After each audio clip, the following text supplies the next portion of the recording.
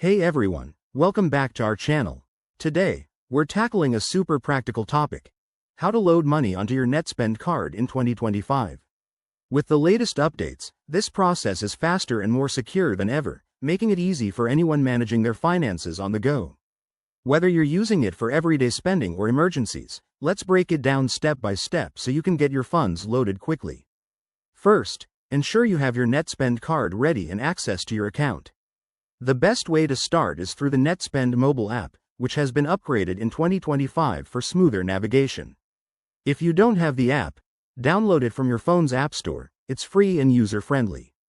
Step 1. Open the Netspend app and log in with your username and password.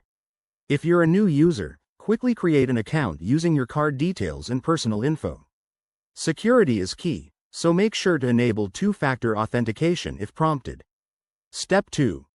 Once logged in, head to the main dashboard and look for the Add Money or Load Funds option. It's usually right at the top for easy access. Step 3. Choose your preferred loading method. In 2025, Netspend offers several options like bank transfers, direct deposits, or even instant cash loads at partnered stores such as Walmart or CVS. For a bank transfer, select that option, link your bank account, enter the amount, and confirm.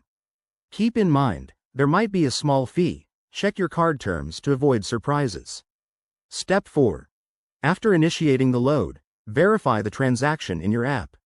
You'll see a confirmation message, and the funds should appear in your balance almost immediately with the new instant load feature.